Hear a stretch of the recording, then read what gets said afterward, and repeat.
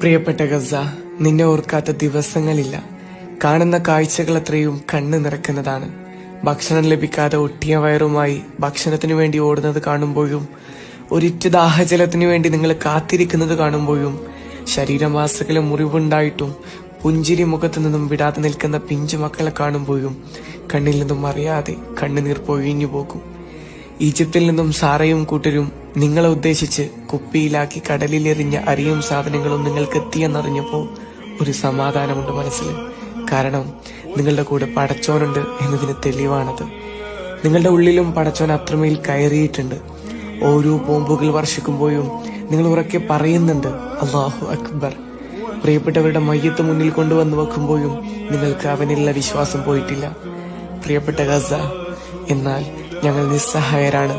ഒന്നും ചെയ്യാനാകാതെ പ്രിയപ്പെട്ടവരുടെ വേദന കണ്ട് ഉള്ളു നീറുകയാണ്. പക്ഷേ ഞങ്ങൾ പ്രാർത്ഥിക്കാറുണ്ട്, മനമുരുകി പ്രാർത്ഥിക്കാറുണ്ട്. എന്തോ നിങ്ങൾക്ക് വേണ്ടി പ്രാർത്ഥിക്കുമ്പോൾ അറിയാതെ കണ്ണ് നിറഞ്ഞു പോകാറുണ്ട്. ഒരു കാര്യം ഉറപ്പാണ്, നിങ്ങൾ ചിരിക്കും.